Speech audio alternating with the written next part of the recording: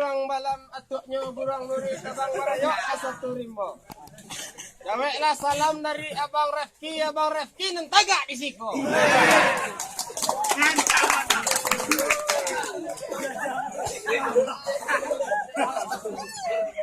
Wahai kawan-kawan kesadonyo, iko nenut namonyo udah Refki nang jauh dari kampung di Lubuk di Mato.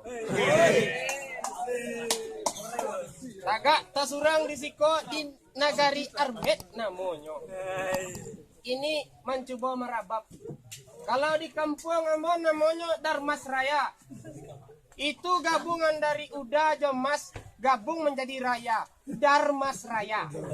Itulah nama kabupaten. Ini Ambo mencoba untuk bahasa Luang. Saluang kok puput apa namanya?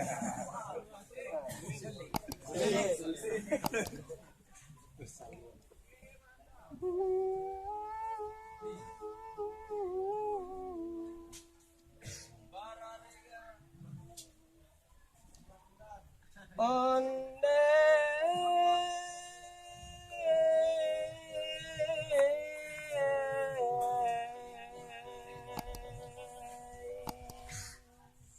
malang bana de nasib badan diri orang Minang Jawa ke Bandung.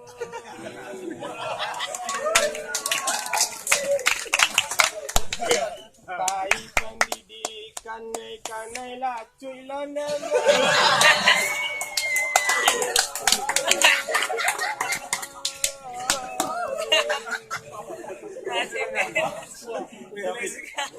Badan siran de balu kanai tenju kanai.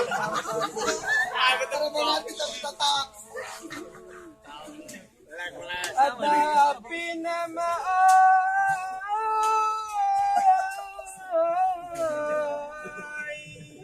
biarlah mode itu tapi baju loreng jual.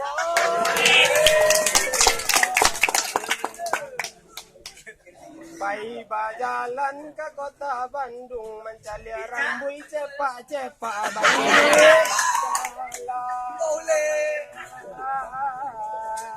Batino ranca udah senyum dia.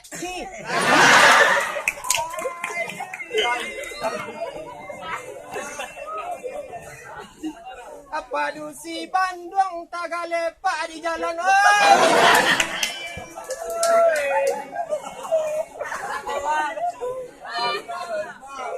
Histeris mencari udah rambut cepak tadi. Udah rambut cepak cuek indak memikirkan ya biar jalan dia disurang.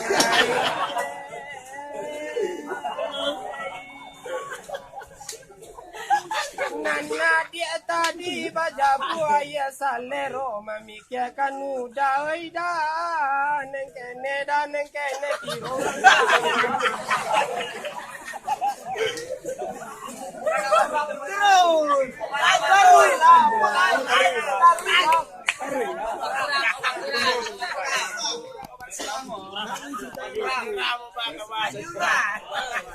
Ya.